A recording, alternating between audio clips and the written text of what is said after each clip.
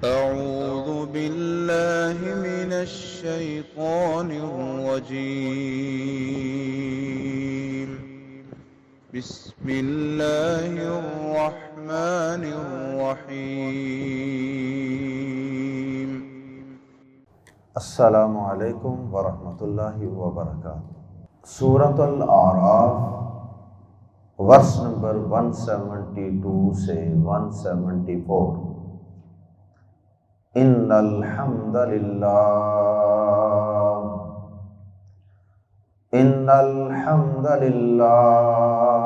والصلاة والسلام علی رسول اللہ اما بعد۔ اعوذ باللہ السمیع العلیم من الشیطان الرجیم من ہمزہ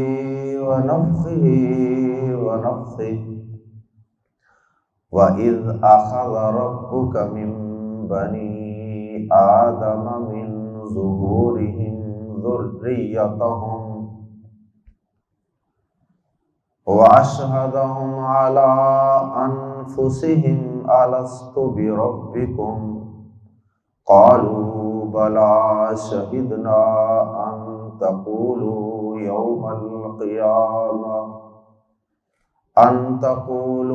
يَوْمَ القيامة إنا كنا عن هذا غافلين أو تقولوا إنما أشرك آباؤنا من قبل وكنا ذرية من بعدهم أفتهلكنا بما فعل المبطلون وكذلك نفصل الآيات ولعلهم يرجعون۔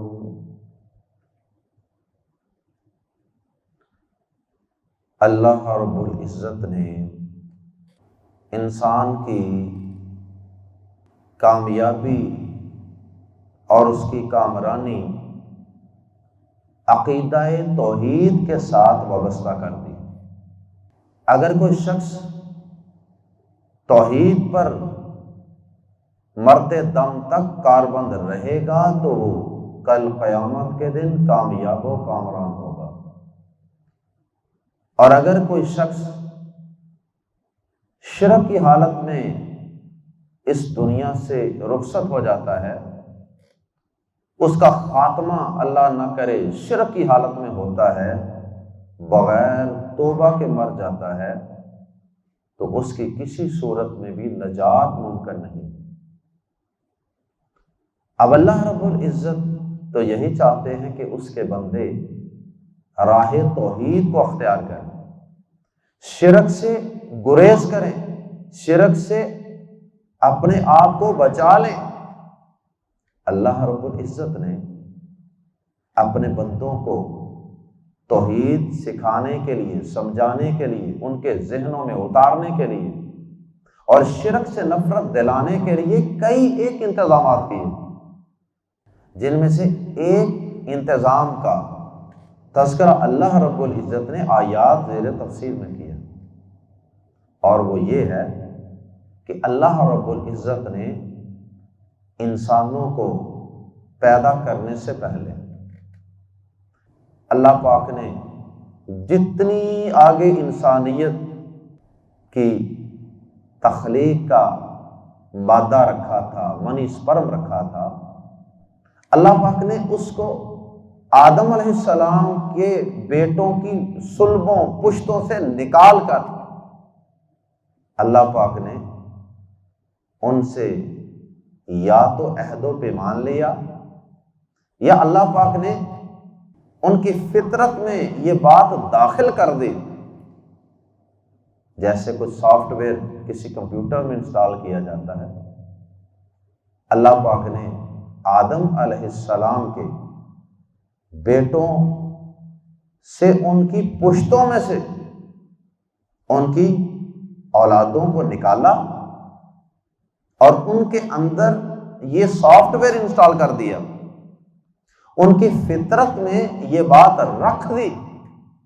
کہ تمہارا ایک ہی خالق و مالک ہے، تمہارا ایک ہی رازق ہے، تمہارا عبادت کے لائق صرف ایک ہی معبود برحق ہے، اس کے علاوہ تمہارا نہ کوئی معبود ہے، نہ کوئی تمہارا خالق و مالک اور رازق ہے۔ گویا کہ اللہ پاک نے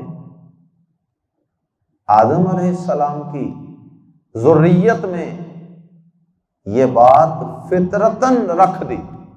کہ اس کائنات کا صرف ایک خالق و مالک، صرف ایک ہی معبود برحق ہے۔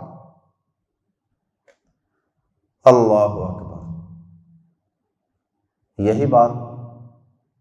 اللہ کے نبی صلی اللہ علیہ وسلم نے بھی ارشاد فرمائی، صحیح بخاری میں حدیث ہے، آپ نے فرمایا کل مولود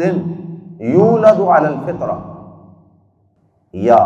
ایک حدیث کے الفاظ ہیں ما من مولود الا یولد علی الفطرہ، فرمایا کہ جو بھی کوئی بچہ پیدا ہوتا ہے وہ فطرت اسلام پر، فطرت توحید پر پیدا ہوتا ہے۔ اسلام کا مزاج، اسلام کی بنیاد توحید ہے، تو ہر بچہ فطرت اسلام یعنی فطرت توحید پر پیدا ہوتا ہے۔ آگے آپ نے مزید فرمایا کہ یہ تو اس کے والدین ہیں جو اس کو یہودی بنا لیتے ہیں، اس کو عیسائی بنا لیتے ہیں، اور اس کو مجوسی بنا لیتے ہیں، یا اسے کچھ اور بنا لیتے ہیں، اسے ہندو بنا لیں، اسے آگ کو پوجا کرنے والا بنا لیں، اسے بتوں کی پرستش کرنے والا بنا لیں، یا اسے ملحد، خدا کا منکر بنا دیں۔ یہ اس کے والدین۔ اب اس کے والدین یا تو خود بنا لیں، خود اس کا عقیدہ برباد کریں، یا پھر وہ کسی ایسے استاد کے حوالے کر دیں، کسی ایسے تعلیمی ادارے کے حوالے کر دیں، کسی ایسی سوسائٹی یا کسی ایسی کنٹری میں بچوں کی رہائش کے لیے کسی ایسی کنٹری کا انتخاب کر لیں کہ جہاں پہ اس طرح کا ماحول ہو کہ ان کا بچہ فطرت اسلام سے ہٹ جائے، فطرت توحید سے ہٹ جائے۔ تو یہ بھی گویا کہ والدین ہی کا قصور ہے۔ اگر وہ کسی اچھے استاد کا، اچھے تعلیمی ادارے کا، اچھے شہر ملک کا، اچھی کمیونٹی کا انتخاب نہیں کرتے بچے کی رہائش اور پرورش کے لیے، تو بہرحال والدین ہیں جو بچے کی خرابی کا سبب عام طور پہ بنتے ہیں۔ اب میں یہاں یہ بات بھی کیا کرتا ہوں کہ اگر کوئی سائنٹسٹ یہ ایکسپیریمنٹ کرے، جس طرح کے دیگر چیزوں کے بارے میں ایکسپیریمنٹ کرتے ہیں سائنٹسٹ، کہ ایک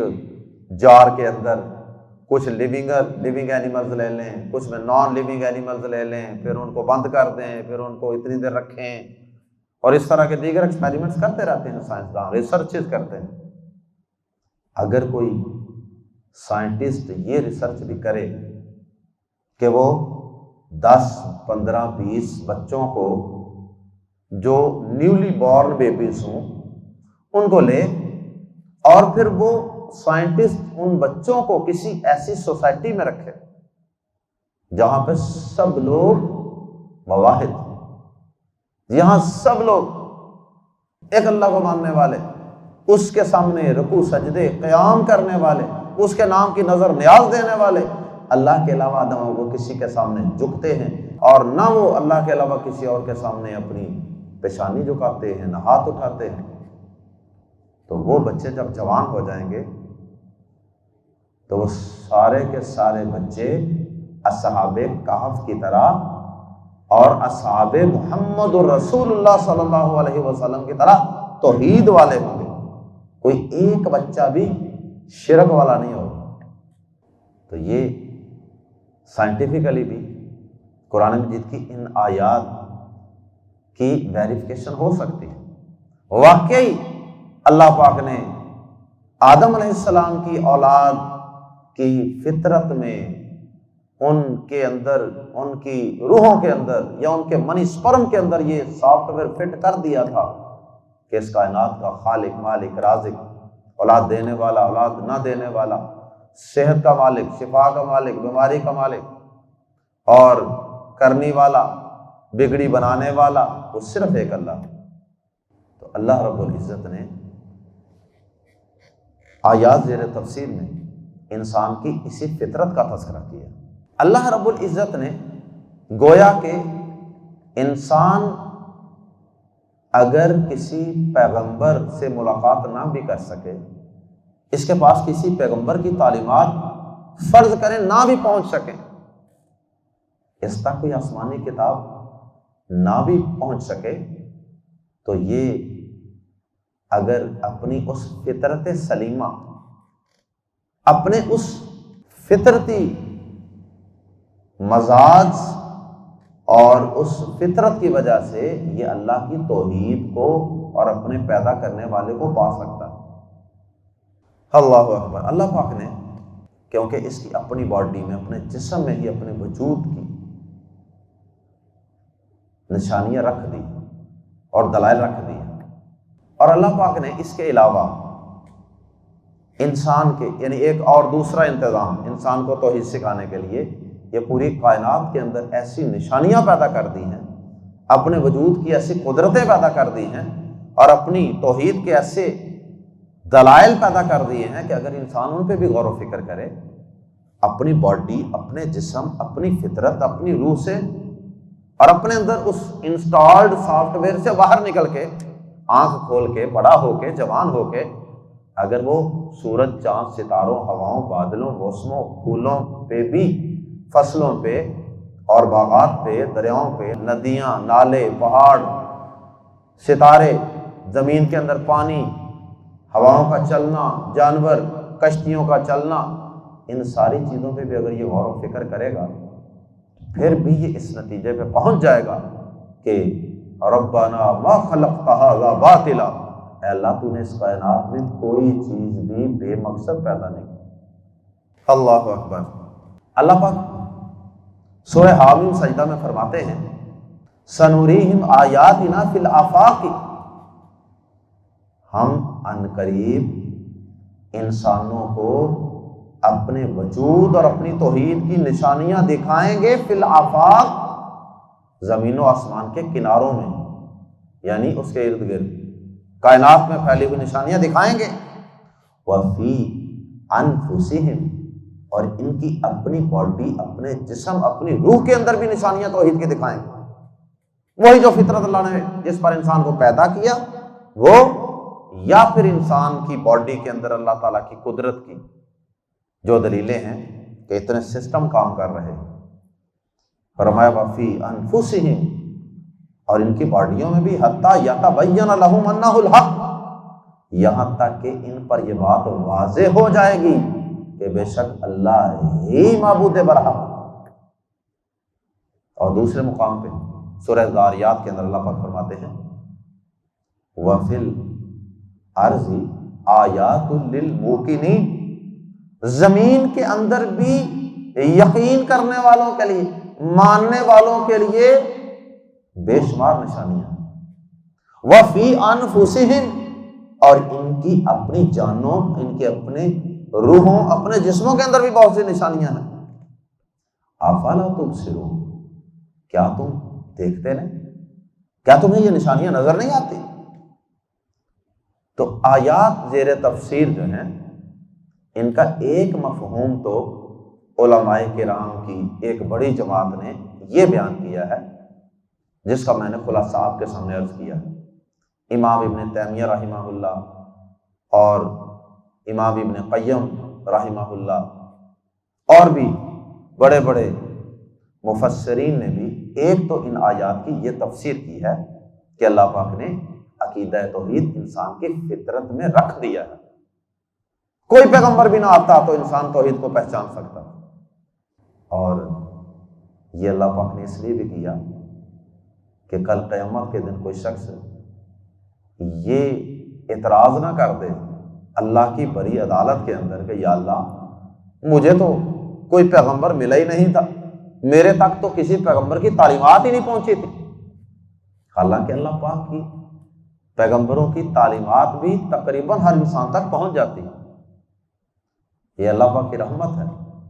اگر اللہ پاک اس انسان کی فطرت کی بنیاد پر بھی انسان کا حساب و کتاب لیتا اور حساب و کتاب لینے کے بعد اس فطرت کی بنیاد پر ہی جنت جہنم الاٹ کر دیتا تو پھر بھی یہ کسی قسم کی ناانصافی نہیں ہونی تھی، لیکن اللہ پاک کی رحمت مزید جوش میں آئی اور اس نے کہا کہ نہیں، صرف اس فطرت پر ہی اکتفا نہیں کیا اللہ پاک نے، اسی کو سفیشینٹ نہیں سمجھا، بلکہ کہا چلو مزید میں ان کی طرف ان میں سے ہی پیغمبر رسول بھی مبعوث کروں گا، ان پہ آسمان سے کتابیں بھی نازل کروں گا، وہ بھی ان کو توحید سکھائیں گے، شرک سے بیدار کریں گے، بلکہ وہ پیغمبر ان کو ان کی وہ فطرت بھی یاد دلائیں گے جو اللہ پاک نے ان کے باپ دادا کی، ان کے بڑے آدم علیہ السلام اور ان کے بیٹوں کی پشتوں سے ان کی روحوں کو نکال کر اللہ پاک نے جو ان کے اندر وہ فطرت توحید رکھ دی تھی نا، یہ بعد میں آنے والے پیغمبر انسان کو وہ فطرت بھی یاد دلائیں گے کہ بھائی تمہاری فطرت توحید ہے۔ اللہ اکبر۔ اگرچہ ان آیات کی ایک اور تفسیر بھی کی گئی ہے، اور وہ تفسیر ویسے مشہور زیادہ ہے، لیکن آیات کے ساتھ میچ پہلی تفسیر زیادہ ہوتی ہے، اور دونوں آیات دونوں طرح کی تفاسیر بھی درست مانی جا سکتی۔ دوسری تفسیر یہ ہے جس کا مسند احمد کی ایک حدیث کے اندر اشارہ بھی ہے، اور وہ تفسیر یہ ہے کہ اللہ رب العزت نے انسانوں کو پیدا کرنے سے پہلے آدم علیہ السلام کی صلب سے، ان کی پشت سے، آدم علیہ السلام کو تو مٹی سے پیدا کیا تھا، پھر اللہ پاک نے ان کے بعد سلسلہ ایک میل اور فیمیل کے ملاپ سے ان کے نکاح اور شادی کے ساتھ اللہ پاک نے اس کو مربوط اور ریلیٹ کر دیا کہ آئندہ نسل انسانی اس طرح بڑھے گی۔ تو اللہ پاک نے آدم علیہ السلام کی صلب سے، جہاں سے منی نکلتی ہے، اس صلب سے اللہ پاک نے بیک سے اللہ پاک نے ان سارے پیدا ہونے والے، قیامت تک پیدا ہونے والے آدم علیہ السلام کے بیٹوں کی روحوں کو نکالا، اور اللہ پاک نے ان سب روحوں کو میدان عرفات میں پھیلا دیا۔ یہ مسند احمد میں حدیث ہے۔ اللہ پاک نے ساری روحوں کو مخاطب کر کے ان کو کہا الست بربکم، بتاؤ تو صحیح کیا میں تمہارا رب ہوں کہ نہیں۔ اب اللہ پاک نے ان کو کچھ اپنی قدرت کی نشانیاں دکھائی ہوں گی، اور اس کے بعد اللہ پاک نے ان سے پوچھا کہ بتاؤ میں تمہارا رب ہوں کہ نہیں، تمہارا پروردگار ہوں کہ نہیں۔ قالوا بلا، سب نے بیک آواز ہو کر کہا اے اللہ کیوں نہیں، تو ہمارا رب ہے۔ یہ تفسیر بھی ان آیات کی گئی ہے، لیکن عقیدہ طحاویہ دینی مدارس کے نصاب میں شامل ایک مشہور و معروف کتاب ہے عقیدے کی، اس کے مصنف نے ان آیات کا اور اس واقعے کا، عہد الست اس کو کہتے ہیں، جو آدم علیہ السلام کی اللہ پاک نے پشت سے ساری روحوں کو بکھیر کے ان سے جو عہد و پیمان لیا تھا نا، اس کو عہد الست کہتے ہیں۔ تو عقیدہ طحاویہ کے مصنف نے وہ عہد الست اور یہ والی آیات، ان دونوں کے درمیان 10 فرق بیان کیے۔ وہ کہتے ہیں کہ وہ اور واقعہ ہے، یہ اور واقعہ ہے۔ یہاں تو صرف فطرت کا تذکرہ ہو رہا ہے کہ سب انسانوں کی فطرت میں اللہ نے توحید رکھ دی۔ بہرحال یہ دونوں چیزیں الگ الگ بھی ہو سکتی ہیں، اور یہ بھی ممکن ہے کہ یہاں اللہ پاک نے اشارہ کر دیا ہے آدم علیہ السلام کے سارے بیٹوں کی پشتوں کو نکال کر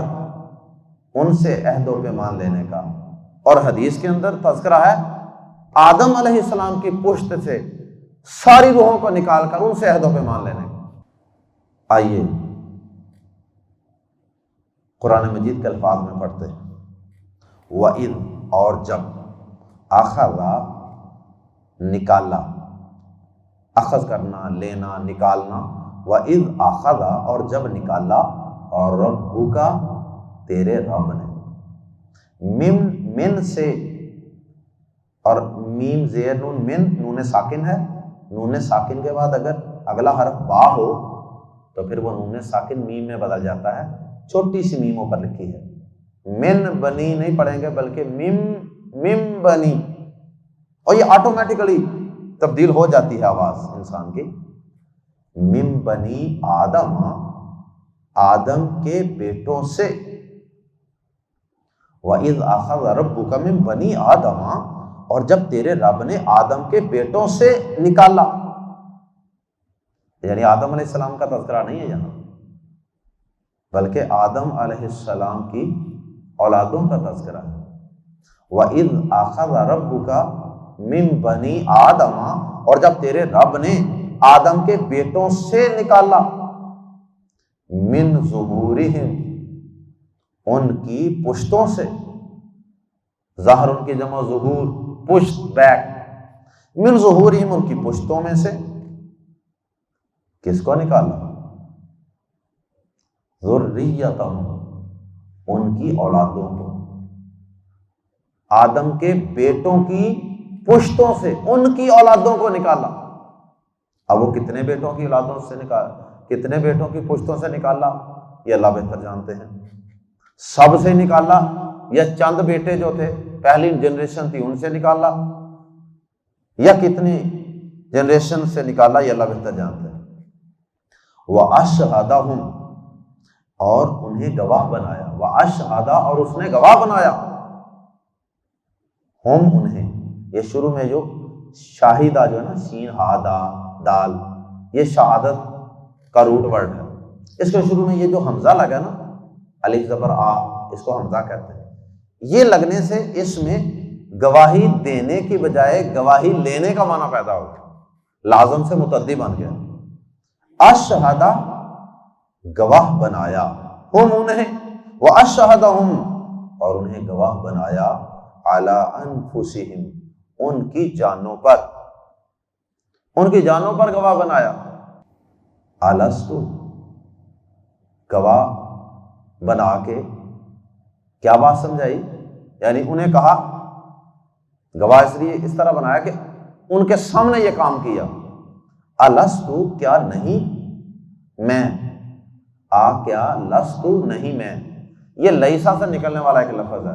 لیسا کے پورے 14 صیغے ہوتے ہیں، جس طرح پاسٹ،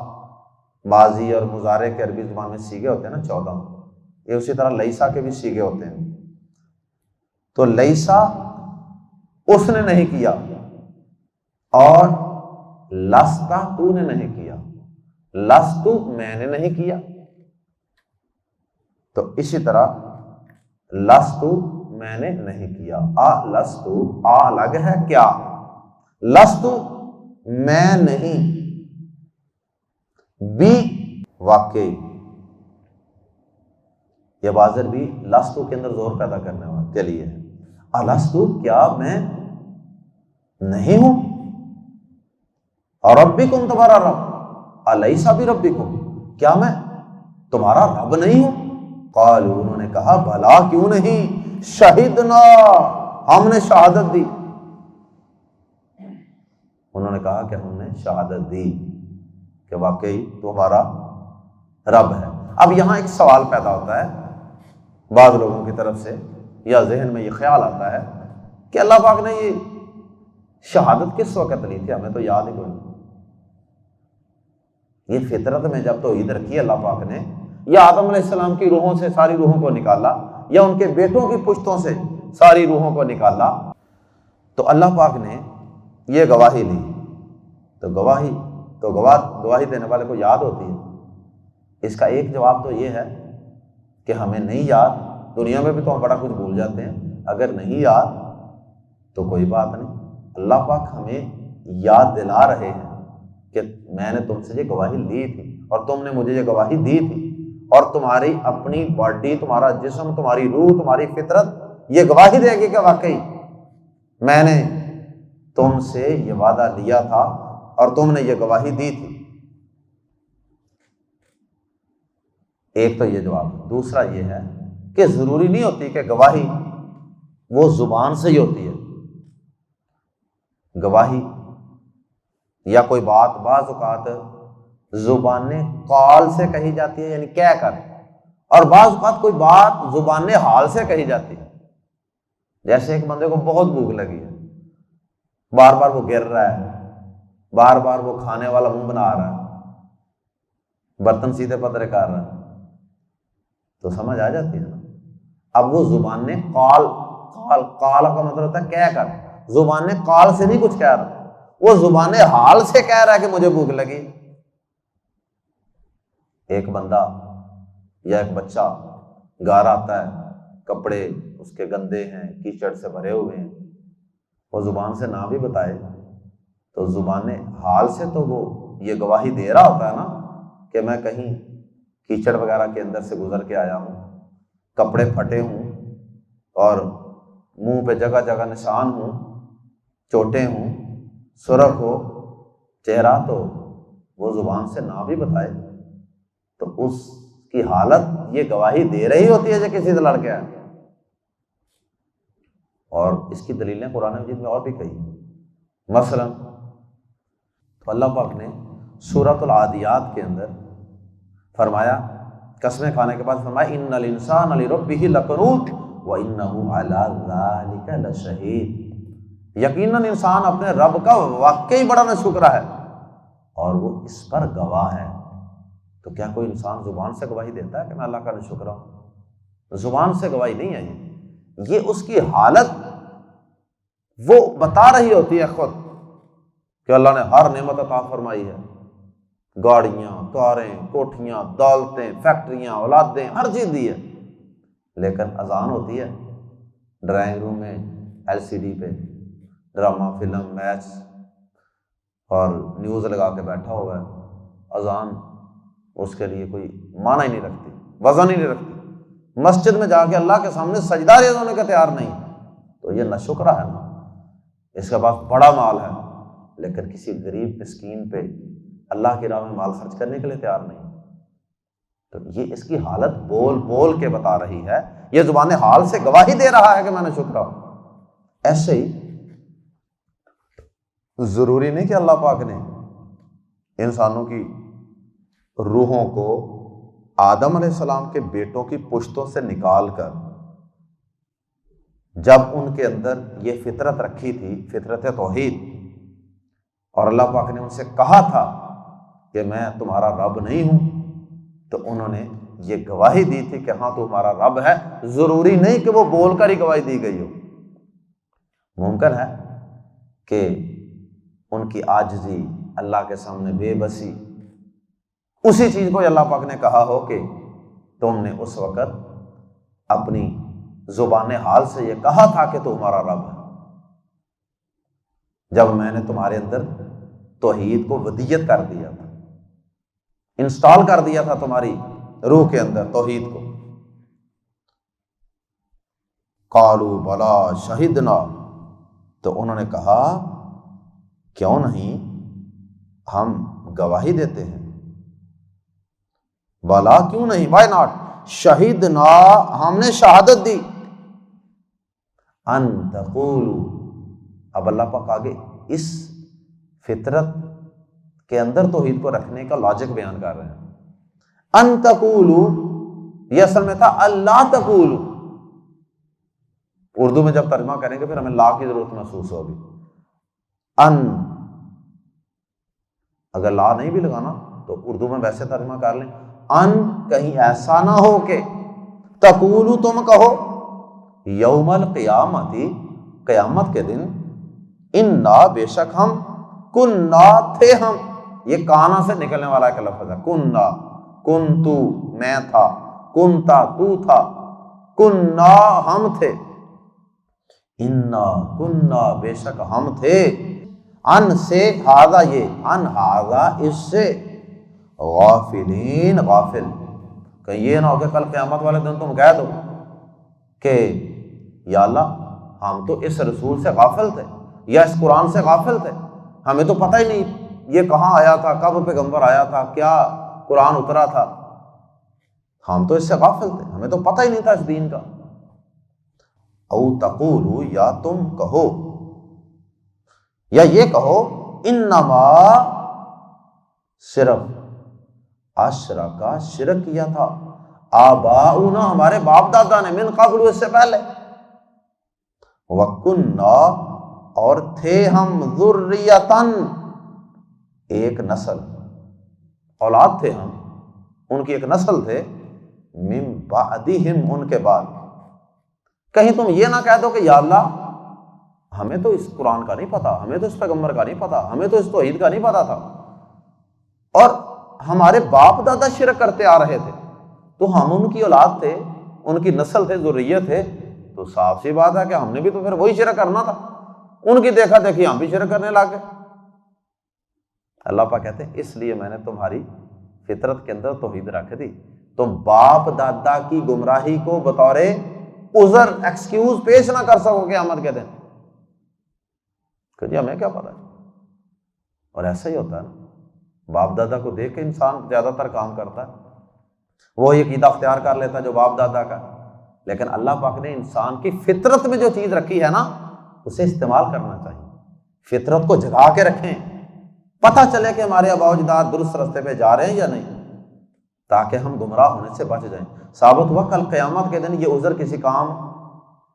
نہیں آئے گا۔ تو انسان اگر تھوڑی بہت عقل سے، فہم سے، فطرت سے، شعور سے کام لے تو اس کے اندر سے یہ آواز آئے گی کہ الست بربکم قالوا بلا،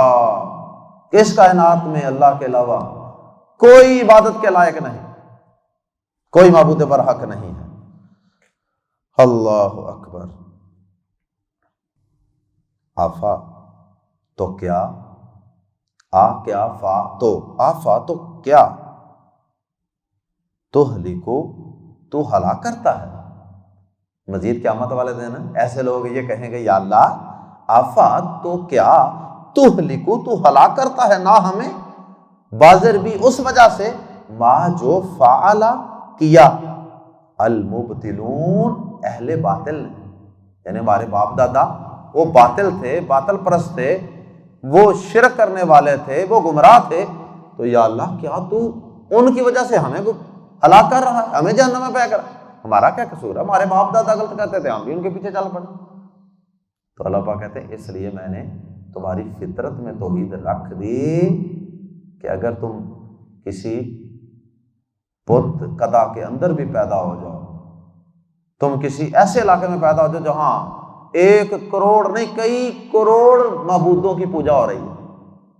یہ ہندو جو ہیں وہ کروڑوں خداؤں کو پوجتے، کوئی کسی پیغمبر کو پوج رہا ہے، کوئی کسی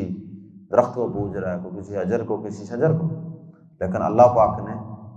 اس فطرت کی وجہ سے کئی لوگوں کو مشرکانہ ماحول کے اندر پیدا کر کے بھی توحید پر کھڑا کر دیا، جیسے اصحاب کہف،